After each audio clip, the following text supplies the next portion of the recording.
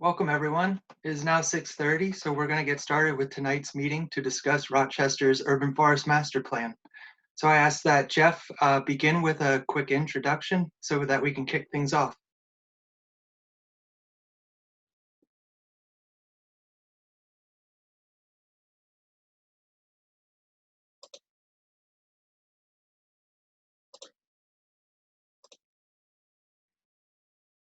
And while he connects here, we look to the chat. If you have any issues with audio or video, we can hopefully address those in the chat here. And then once Jeff gives the introduction, we're going to get rolling into the meeting. So thanks for joining us. Thanks, Chris. Can you hear me now? Yep, I can hear you. All right. Sorry, I did not unmute. I wanted to introduce myself. My name's Jeff Haberman, and I'm the city forester here in Rochester. And first of all, I wanted to thank everybody for taking time out of your lives to join us here. Your input is critical to this urban forest master planning process. And this initiative was started over 5 years ago. And basically what we are trying to accomplish is to create a 20-year roadmap that will help us sustainably manage the urban forest here in Rochester. And we are fortunate enough to be able to work with Planet Geo, our consultant that's helping with this. And it's important that we hear everyone's voice because that's going to allow us to be able to offer the services the Forestry Division offers to the city of Rochester equitably among all residents. So with that, I think I'll turn it back to you, Chris. All right. Well, thank you, Jeff. And thank you to everyone for taking the time to listen into the live meeting tonight or for the recording that we're doing for this presentation and the meeting to discuss the Urban Forest Master Plan. We're excited to be meeting with you this evening to discuss this plan, and our approach will be discussed as well as the initial findings, additional opportunities for feedback, as well as the next steps. And so just a reminder that there is a chat box to be able to ask any questions as you go along. If you have any audio or video issues, please use the chat. We'll try to monitor. And then there'll be lots of time left over after I present for an open discussion where either you can ask your questions or put in your comments in the chat, or you can raise your hand or request to be unmuted, and we'll have an open discussion and back and forth live Q&A. So once again, thank you all for joining us. This will be recorded, and if you know folks that wanted to attend but couldn't, or maybe they weren't aware of this, stay tuned on the city's website and social media for the link to this recording that you can share with others. So before we begin, I'd like to start off with a quote from a model of urban forest sustainability by James Clark and colleagues. And this quote states that urban trees and forests are considered integral to the sustainability of cities as a whole. Yet sustainable urban forests are not born, they are made. They do not arise at random, but result from a community-wide commitment to their creation and management. So this quote is a great reminder that community education and engagement is vital to the urban forestry planning efforts, and it describes the purpose of us gathering this evening and why we're holding multiple community meetings throughout the course of the project. My name is Chris Pfeiffer, and I'm Director of Urban Forestry Consulting Services for Planet Geo, and I'm the project manager for the master plan for Rochester's trees. We also have a team of GIS and natural resource specialists, as well as urban forestry consultants to help in the process. And this process for the master plan will be discussed through our presentation. But before we get into that, I just would ask that folks get used to the chat box because we want to get as much feedback and interaction as possible. Typically, we do these meetings in person, but with the current situations, we want to do this virtually and really just capture as much feedback, input, questions, ideas that you have relating to the trees in Rochester. So using the chat, feel free to jot down anything you'd like from your name, your neighborhood, your favorite tree or park, and what brought you here today. That's really helpful when we're looking at our messaging going forward, how we'd conduct more outreach for gathering attendees for the next meetings, and really just getting a better understanding of different viewpoints and perceptions. So I'd like to, again, welcome you to the chat, but also there's a poll that I'll now be posting. And this is completely optional, again, just so we get a better understanding of our messaging and who's in attendance to help us going forward. So I'm going to launch the poll now. Feel free to answer one or both, or if you want to expand on anything, please use the chat box, and we'll get into the presentation shortly after this poll.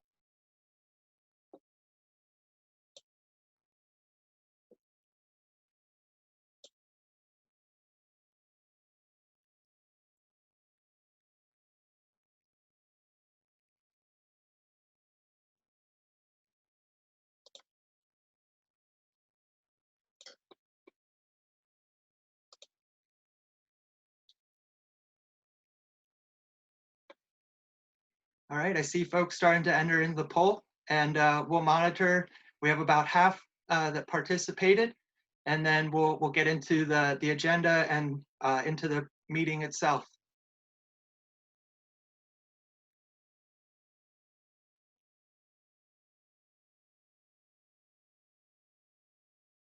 All right, I'm going to give it about 10 more seconds, and then we'll continue on. So thanks for participating in the poll.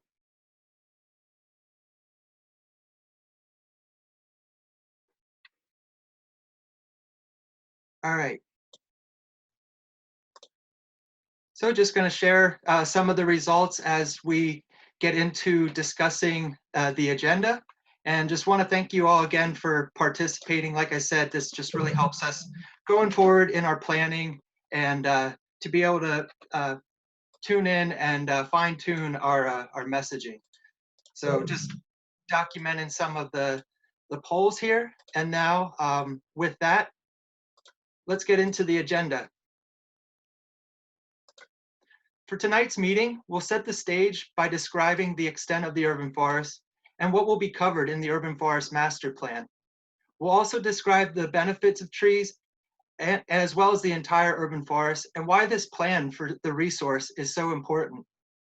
We'll then describe the key issues and opportunities as it relates to programs, plans, and policies, as well as discussing the city's urban forest today.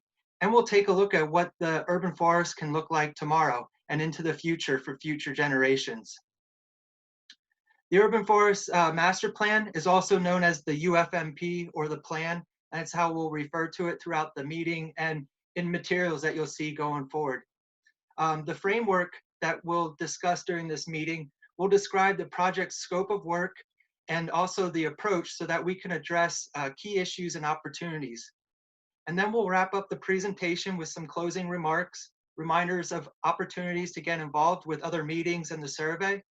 And we'll open it up to questions and comments that were added to the chat box, and also expand on the poll questions. We'll do another series of polls throughout the presentation here. So with that said, we're going to get into the meeting itself, and we have folks monitoring the chat, and we'll circle back to those as well. To set the stage, I'd like to describe the different landscapes that comprise the urban forest and what this plan will address. When discussing a plan for the urban forest, we look citywide across all landscapes and ownership types. We also look at natural areas and open space, as well as riparian areas and the trees along waterways such as the Zumbro River. We take a look at trees on academic and institutional lands, as well as the trees in parks like Allendale and trees in residential land. With this planning process, we also consider trees in industrial areas and as part of the Destination Medical Center projects. We also look at trees in commercial or downtown areas and other landscapes across the city. And what we want to mention as well is that while this is a focus on public trees, the trees that are maintained by the city, we do want to consider all aspects and landscapes of the urban forest because of it's an ecosystem where effects and activities impact the urban forest as a whole. We also know that a lot of the tree canopy or the individual trees do reside in residential areas, as well as the opportunities to plant more trees. So it's important that we look at all landscapes of the urban forest. And it's really important to have these community meetings to help folks get engaged, learn more about the process, and really provide the input to have a successful plan. In any landscape described here, trees are considered infrastructure, and they require cohesive planning and management. And this importance to planning and management is similar to the city managing stormwater, sidewalks, and other assets.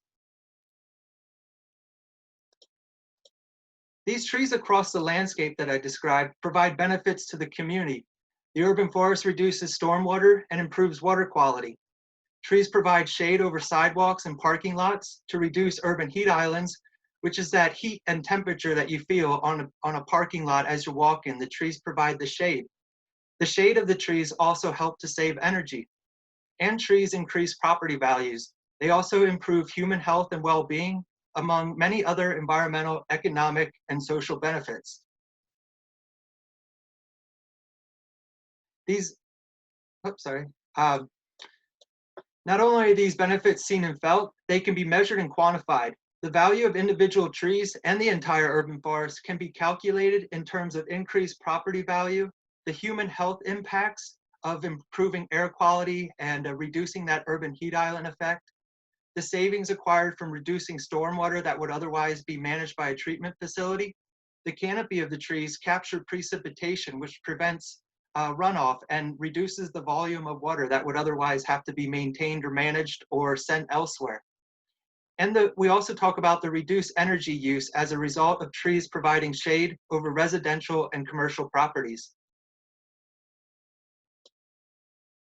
An example of this was applied to a subset of Rochester's tree population.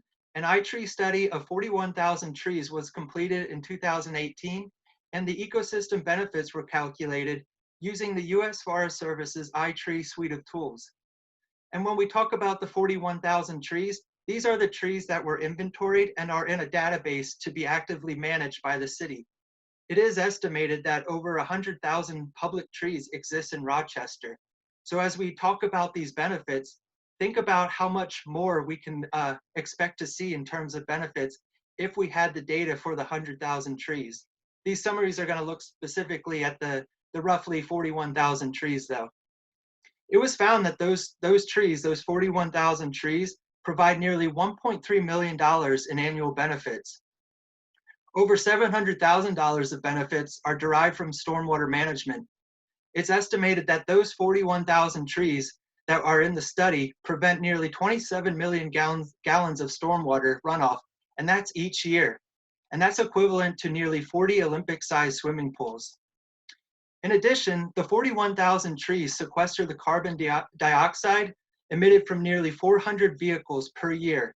Now that's assuming some averages of miles per gallon and miles traveled per year, but that's 400 vehicle emissions where trees capture the carbon or sequester the carbon dioxide.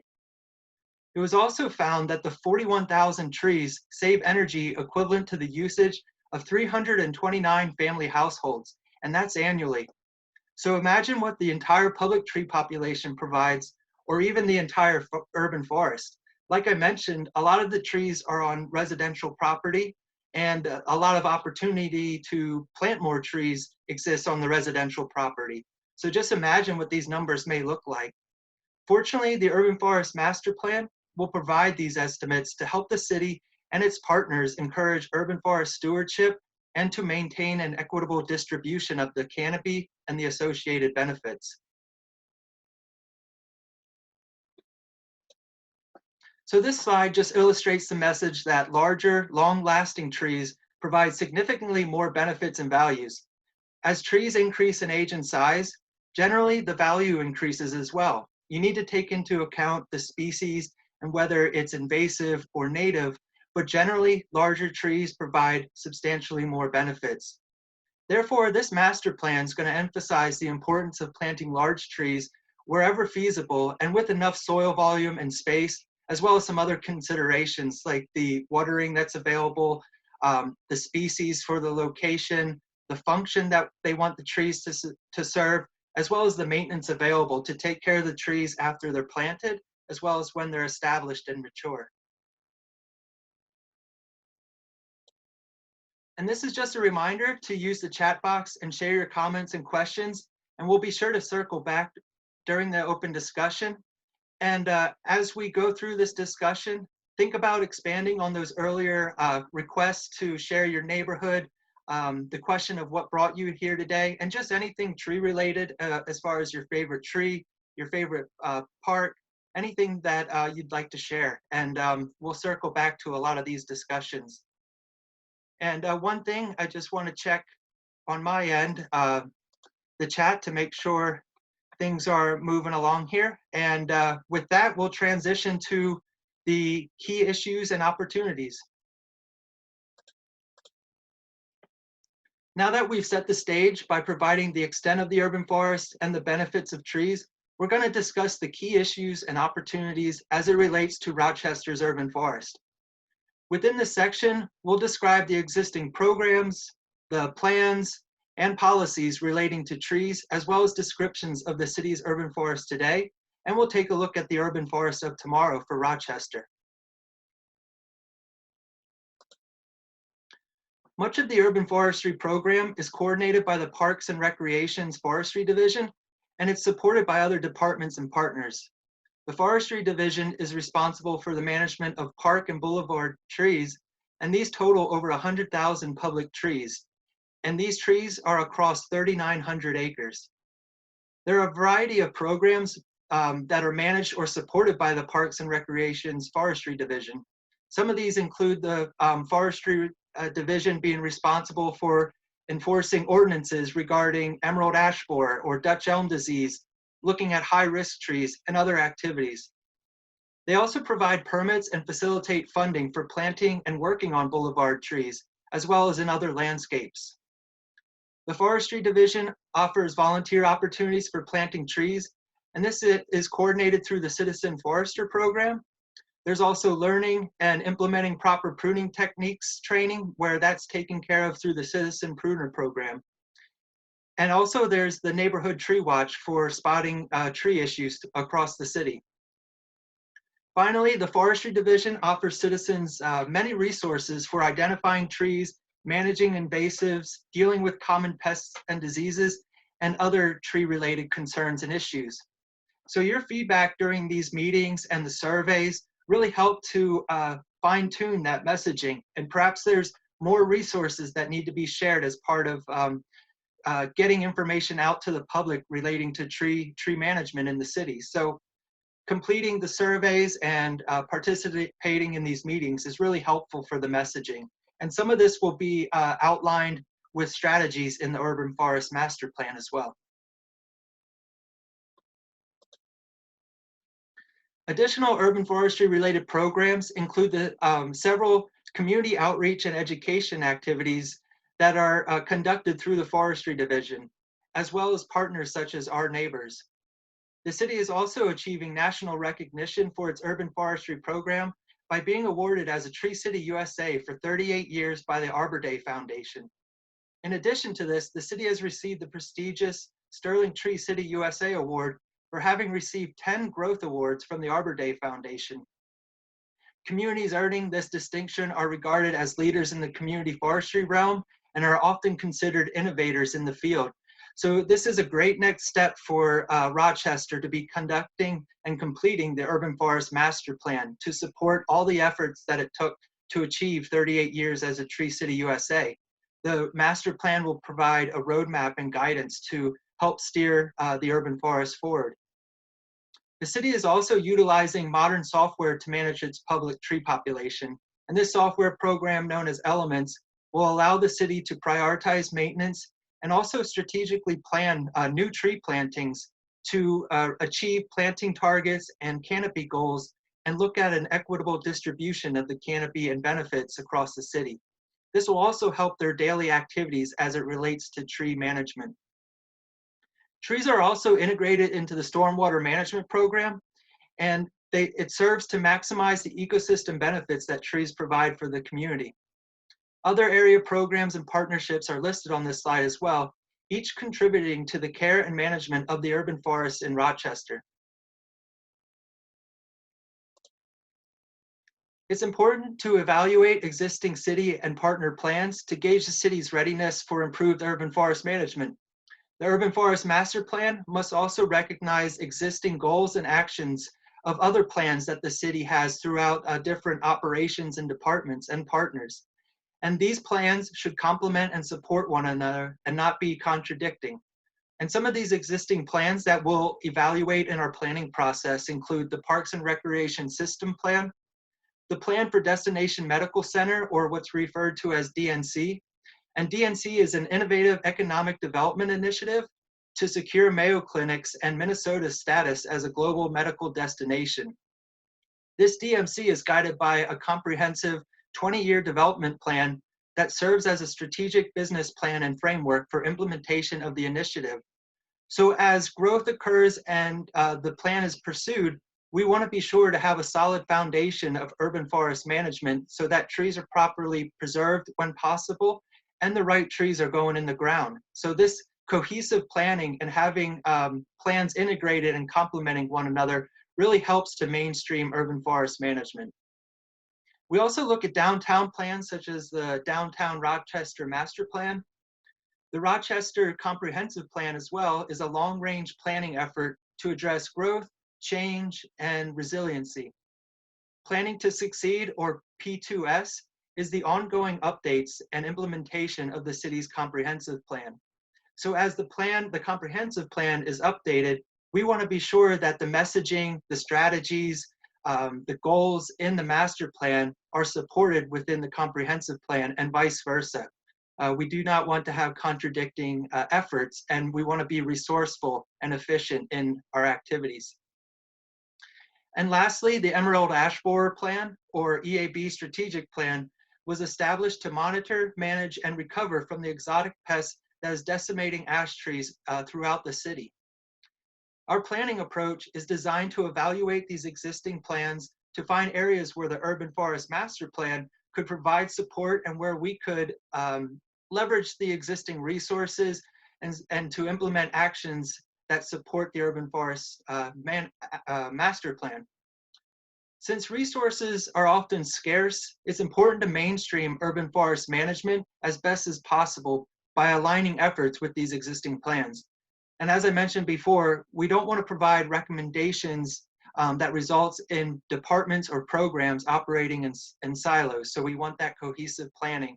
And you'll see in our planning process how we try to capture this cohesive planning effort and tying in plans to one another, as well as into department operations. A strong foundation of policies are required for any successful urban forestry program. The city currently has urban forestry related policies under Section 6 and 9 of the Municipal Code. And these sections provide guidelines for tree protection, maintenance, removals, and tree planting. Section 6-2, which is tree management, nuisance, disease, and insect control, includes guidance on what tree conditions constitute a nuisance, what nuisances are prohibited, and who is responsible for appropriate abatement. Chapter 9 includes sections that define responsibilities for boulevard trees, outlining permitting processes, policies to mitigate roadway encroachments, and sections that discuss liabilities for costs. So in this section, we looked at the existing program, the existing plans, as well as we're looking at existing policies relating to the trees in Rochester. In addition to city code and policies, Rochester has several manuals and standards in place to support the policies. These resources are important for construction and development in the city and as part of the city's capital improvement projects. And our process will look at these manuals and these practices and standards to see if there are areas where improvements could be made or additions, and making sure that our strategies and actions in the plan are supported by these manuals and standards.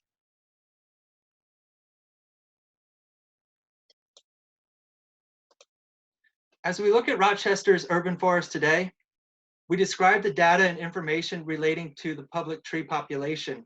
So now that we've talked about programs, plans, and policies, we want to look specifically at existing conditions.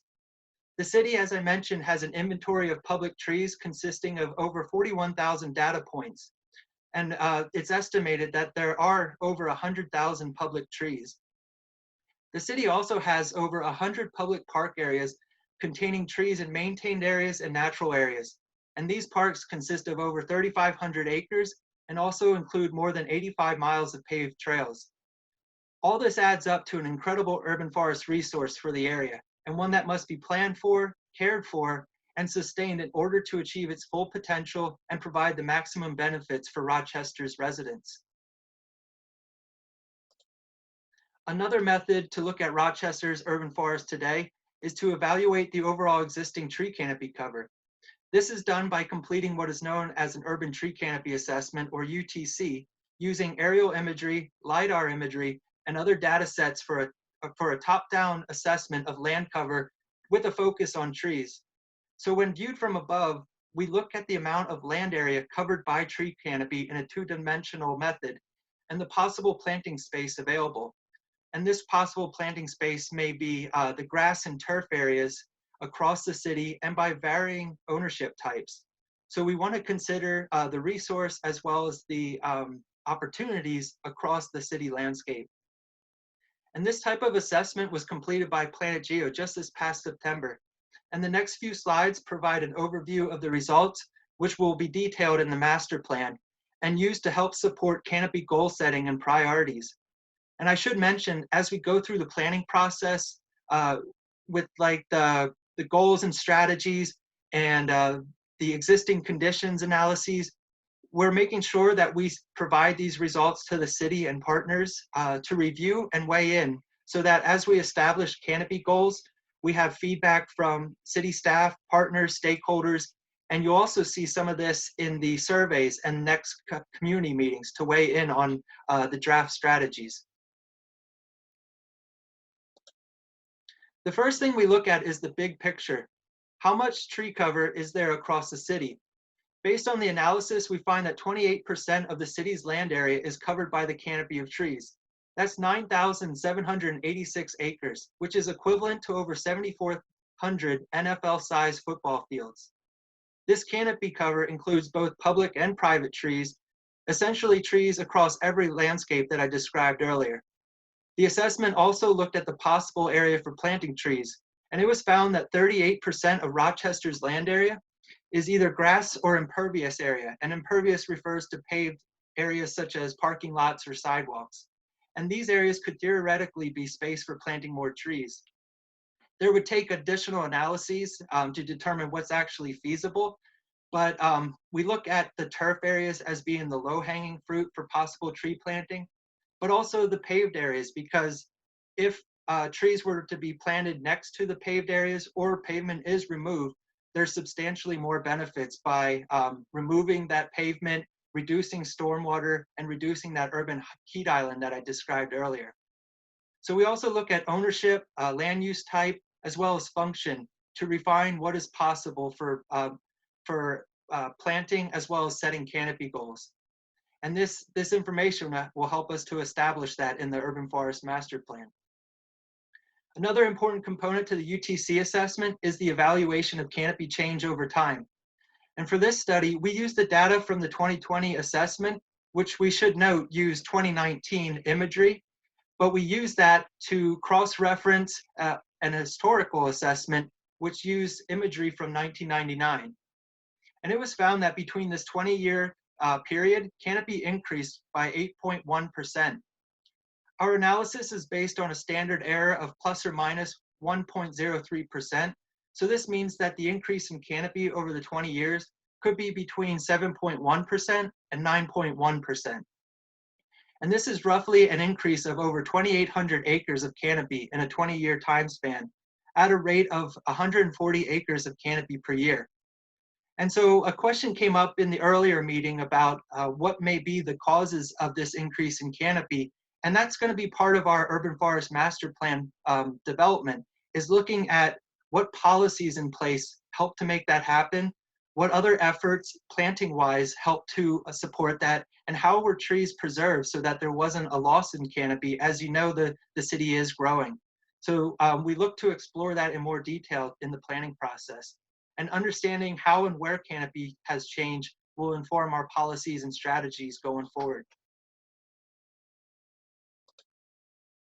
In addition to looking at the canopy and the planting spaces citywide, we also summarized the data by planning boundaries.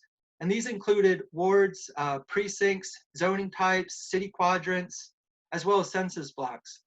And these additional analyses will allow us to establish finer scale canopy goals and planting targets. And this is in an effort to more equitably distribute tree canopy, associated benefits, and the services of maintaining and planting trees.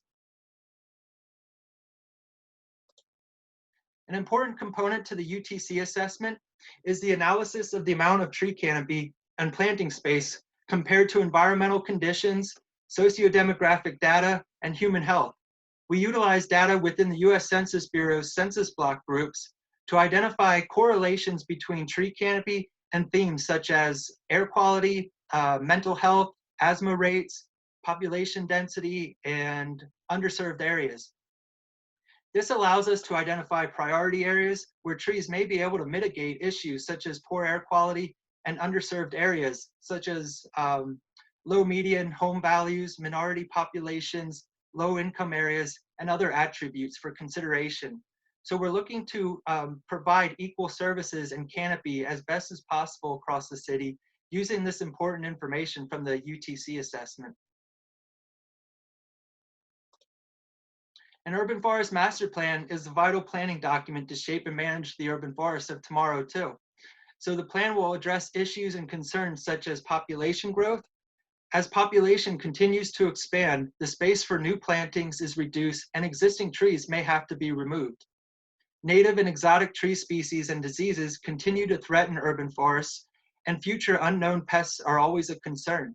So we want to be aware of the research and possible threats that could come from pests and diseases attacking the trees in Rochester. Invasive plant species compete with beneficial vegetation and provide less ecosystem benefits. The needs of the city must be addressed, and these needs may include the management of stormwater as well as climate resiliency. And we know that trees serve a large purpose in addressing those concerns of stormwater and climate change. The plan will provide recommendations and adaptive management measures to enhance the level of service and available resources for urban forest management. Storms and disasters require proper procedures to prepare, manage, and recover. Urban forest policy must also be reviewed and updated to support goals of the Urban Forest Master Plan and overall community-wide goals and goals of other plans and initiatives.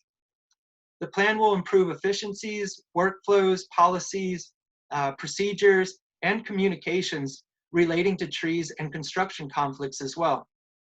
And staff and department responsibilities and workflows will be addressed as the urban forestry program is evaluated in our planning process, which we'll describe here shortly. So the next section of this presentation will provide an overview of the planning framework to address these issues. And we'll address these issues while considering the preservation and expansion of tree canopy, as well as the associated benefits. And before we get into the next section of the meeting, I'd like to open up another poll for folks to complete. And this will also give us a chance to look at more of the chat questions and comments and see if folks have any other concerns as we move into the next stage of this meeting.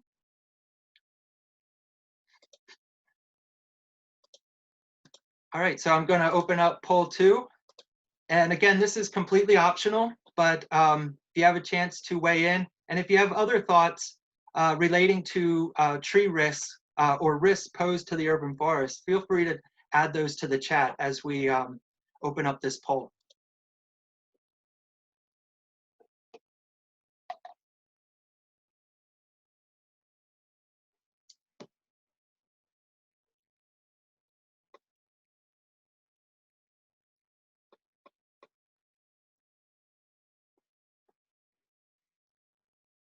All right, got about half that participate in the poll, so we'll keep it running here. And there are some questions about the number of trees in the inventory, and looking at those trees are public trees, but we don't have the inventory or specific information of trees in natural areas. Jeff and others are expanding on that, and we'll circle back to address more of these comments. But thank you all for contributing to the chat here, as well as the poll. I'm going to keep the poll open 10 more seconds, and then we'll close and move on.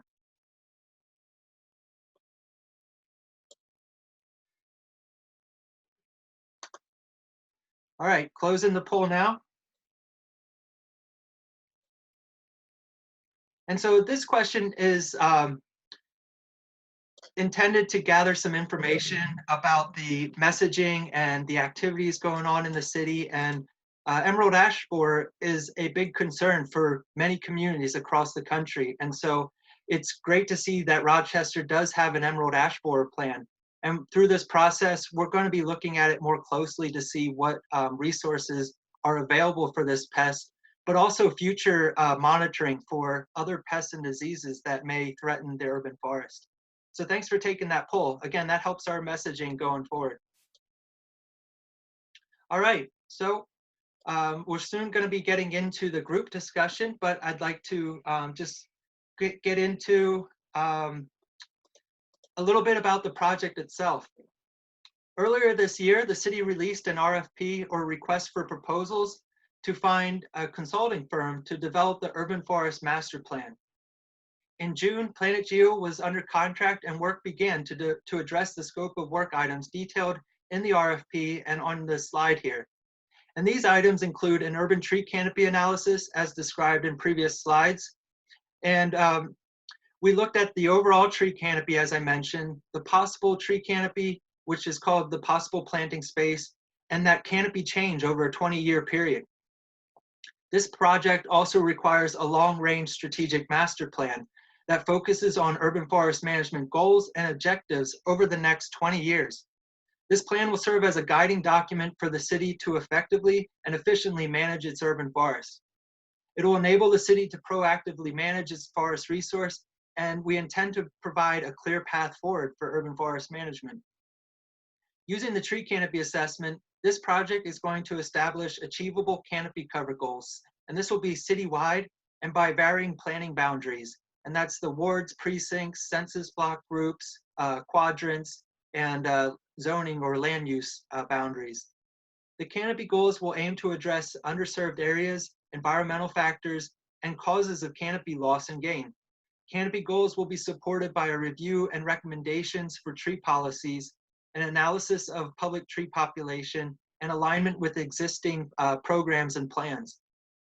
The canopy goals will also be supported by an analysis of ecosystem services, and those are, as I described earlier, air quality, energy savings, stormwater reduction, and carbon sequestration.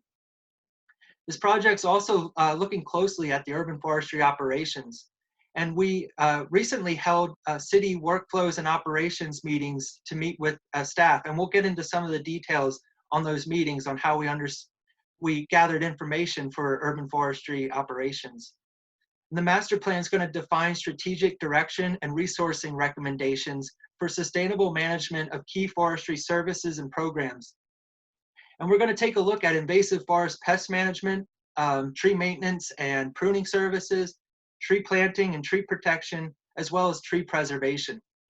Our planning process will review current staffing levels, and we're going to make recommendations on deficiencies, as well as current and pending ordinances relating to the urban forest. Throughout the planning process, community engagement is critical to the development of an effective plan, and the plan will contain goals and strategies that are supported by the people of Rochester. An internal public engagement plan was developed that identifies key stakeholders and the strategies to engage the public and gather feedback. And these meetings and the surveys are part of that process. Once we establish the goal and action framework in the master plan, we'll develop a method for monitoring plan progress, and we'll establish incremental measurements and targets so that the city can monitor progress, adjust strategies, and adapt in an ever-changing environment. To support the implementation of the plan, recommendations will be included for funding and partnerships so that there's successful implementation of the strategies and actions in the master plan. And lastly, as part of the project, we'll present our findings of the final plan to the Park Board and to City Council.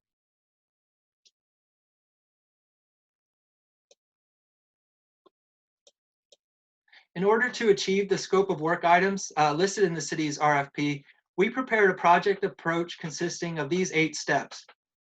In September of this year, the tree canopy assessment was completed, and we're currently examining the data more closely to develop strategies specific to tree canopy as well as planting. The internal work plan that was developed lays out our approach, the public engagement plan and process, our timeline, and other logistics so that all project partners are on the same page. From there, we conducted research and consultations to gather a better understanding of existing resources to align our planning efforts for efficiency and effectiveness. This also allows us to gauge the city's readiness for enhanced urban forest management that will be laid out in the master plan. The next few slides are going to expand on item number 5 here, information gathering, and then we'll discuss the 6 planning elements implemented as part of this project.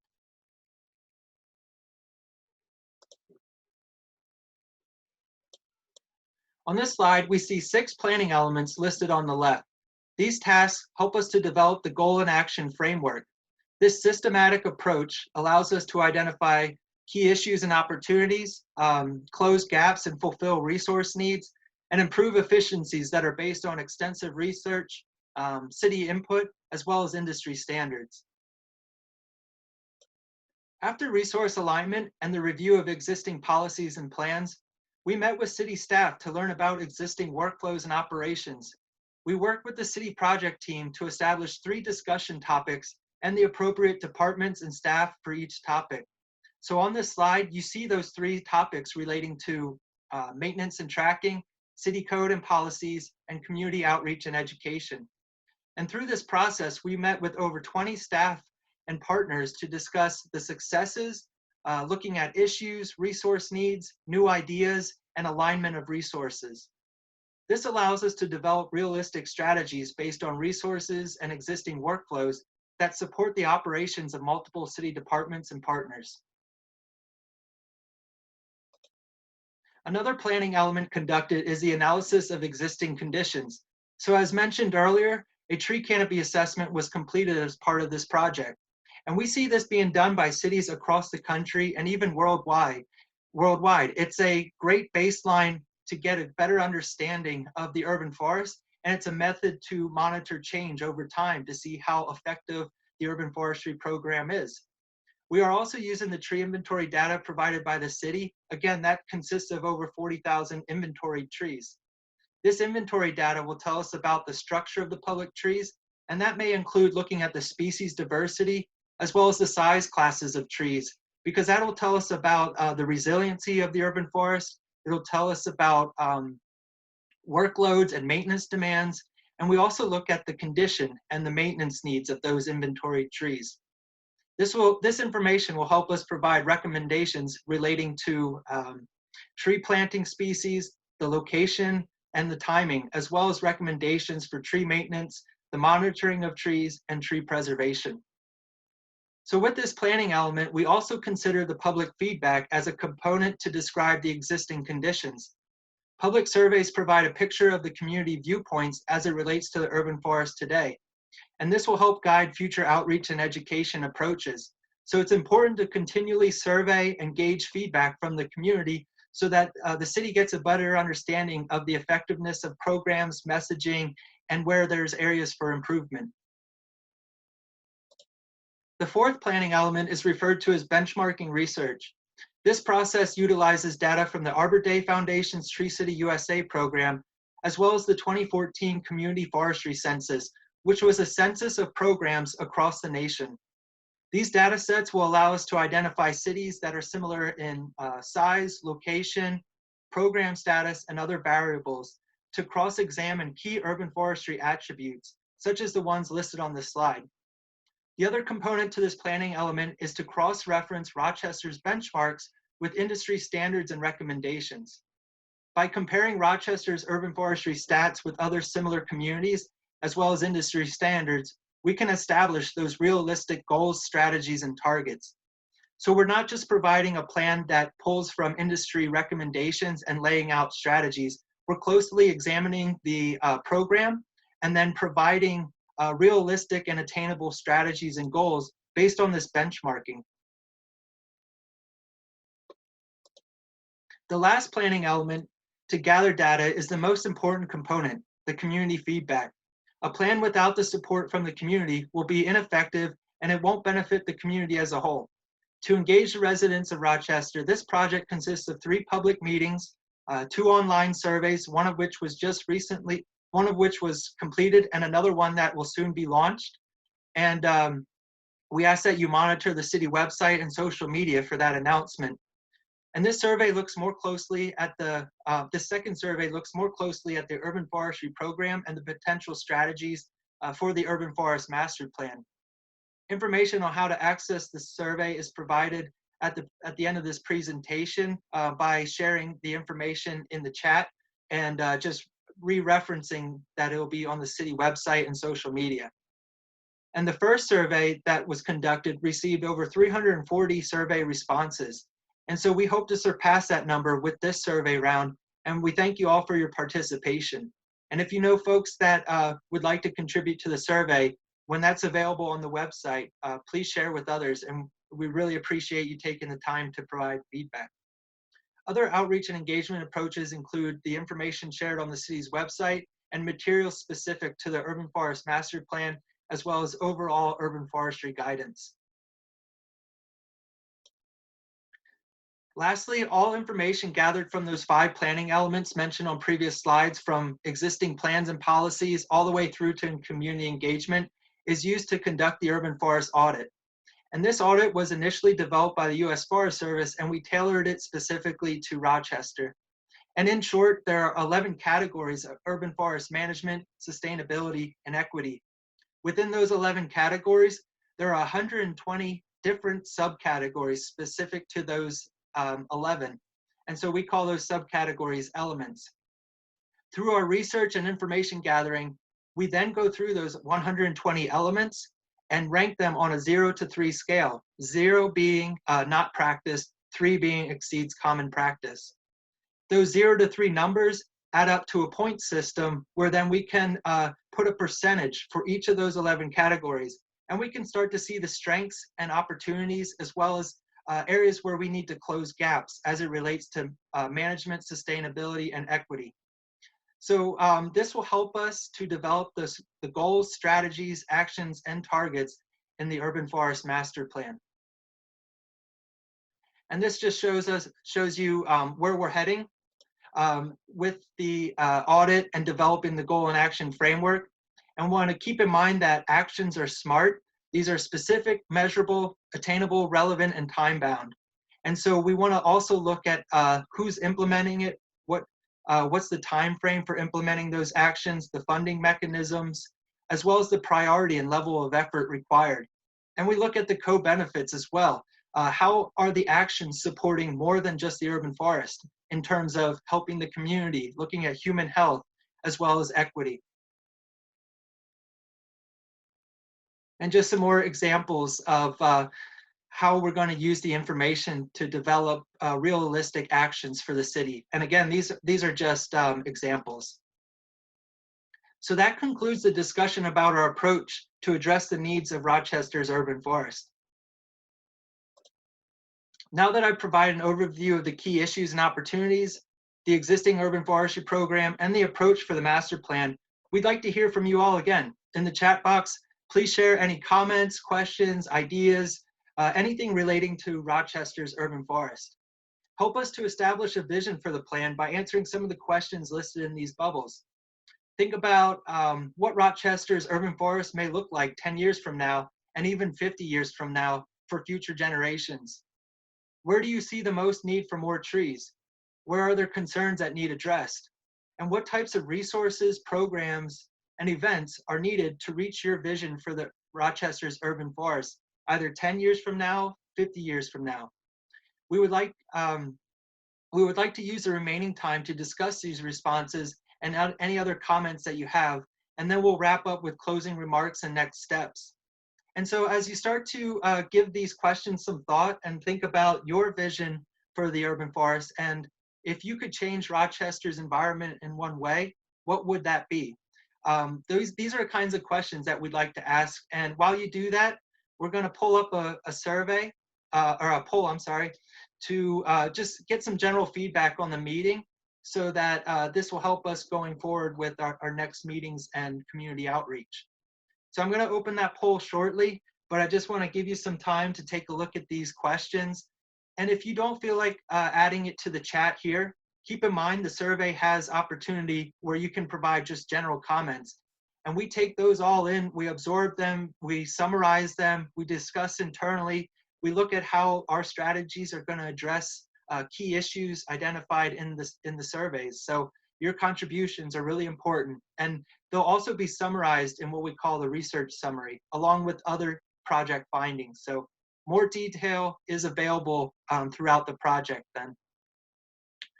So there are the questions. I'm going to now put up the last poll.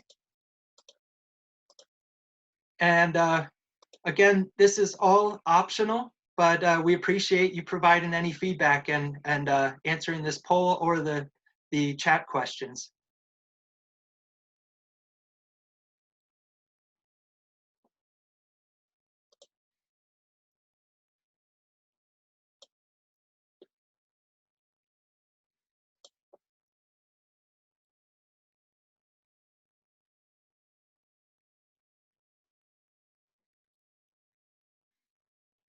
And as you're filling out the poll, just looking through some of the chat here and seeing if anything needs to be addressed.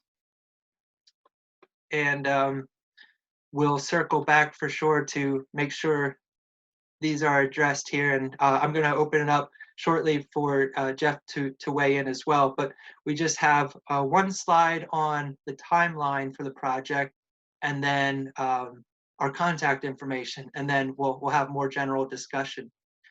So I'm going to close it in 10 seconds, this poll, and then we'll move on with the timeline.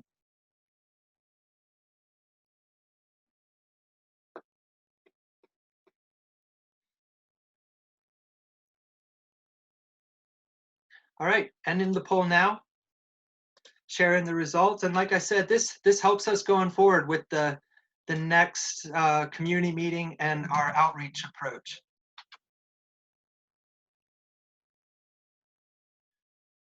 All right, and with that, going to just provide you with an overview of the project timeline. As we mentioned, we completed the tree canopy assessment. We did the extensive information gathering with those 5 planning elements, and we're currently doing the audit, that 6th planning element. We had the first survey and now launching the 2nd survey, so stay tuned on the city's website as well as social media for a link to that survey. It's a shorter number of questions this time, mainly focused on gathering input and feedback on developing strategies for the plan. And then, as mentioned before, another community meeting, and we'll be drafting and continuing the draft that started through November with presentations and the final plan in January. So I'm going to leave it on the contact slide, and I'm going to ask if Jeff has anything to add. And if folks have to get going, I just want to say thank you for your participation and joining us. Please share the link with others that would like to learn more or have questions. And we're here for any discussions. If you want to speak up rather than chat, I believe you can either raise your hand or put it in the chat box, and we'll be able to unmute you. I just didn't want a lot of background noise that's sometimes possible with these. So Jeff, do you have anything to add here?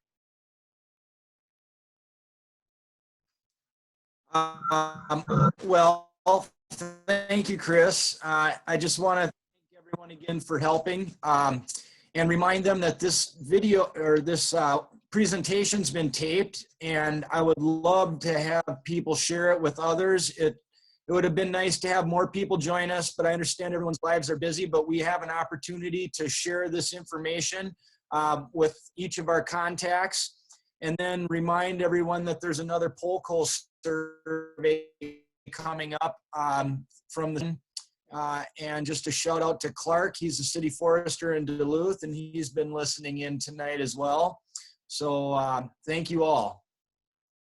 That's great. Yep. Yeah. Thank you for the reminder on the survey, on the Polco survey, and really great to see all the different attendees and across the city when we did that first poll, and a lot of chat in the chat box. We hear ginkgos being a favorite tree.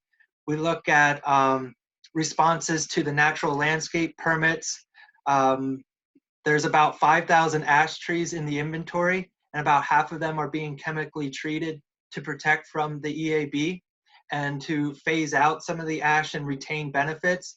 And so there isn't a surge of demand in removals. So lots of discussions here. The UTC assessment has canopy summarized by census block as well as other boundaries. So that was another question.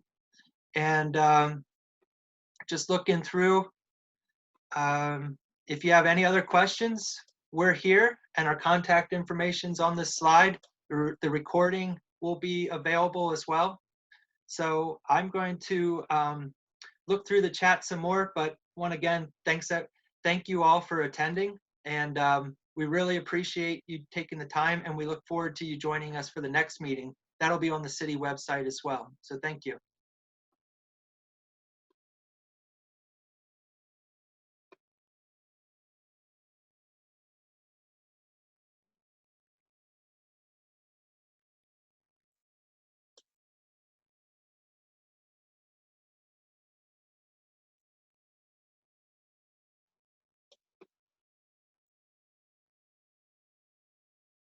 All right, as folks are leaving, just wanted to share, some folks attended because they're interested in habitat restoration in the parks. And I'm glad people were flexible with doing a virtual meeting. There's a lot going on right now for sure. And glad that folks had access to this and the recording. We have folks from Elton Hills and folks attending because they love the trees in the neighborhood and feel that their lives are improved from that. That's the restorative effects that we can feel, but also quantify. And so it's great to hear some feedback. We also have folks from Eastwood Golf Course and a Green Corps member working with the city and helping to implement this plan. So it's really great to have folks here learning more about the process. And that's a key part to the last community meeting is, okay, now what? We have a plan. So putting boots on the ground and going to work. So it's great to have folks on to join us in that effort. And the question about who manages green space around the former IBM, and addressed with the land is privately owned. And so this master plan is going to provide guidance for private trees and private landowners, but the city can only work within public lands. But it's really important, as I mentioned, a lot of the canopy is on private land, and the opportunity as well. So the city should lead by example and also provide the resources so that we can preserve and enhance the tree canopy.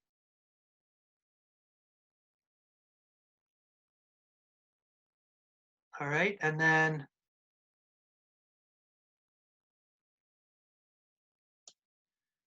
we have a member with Parks and Rec, and we have a favorite tree as the tamarack and the Kentucky coffee tree. So that Kentucky coffee tree is one of my favorites as well. So it's good to see that one being represented. When they're planted, they look like sticks and straggly, but once they start getting established, they're quite the specimen for urban landscapes.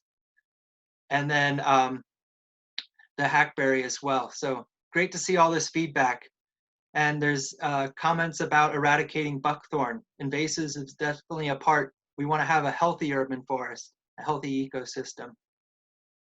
We have folks attending just south from Bamber Valley Road, just south of Zumbro River. And so folks are using the bike path that's between that and the road and looking to see if there can be trees planted along those bike paths. That's where we look at cohesive planning to be able to coordinate efforts for projects like that. And that about wraps it up. So folks that stuck around to hear the recap of the chat, thank you. And stay tuned for the recording, the survey, and the next meeting. And with that, enjoy your evening and take care. Thank you all.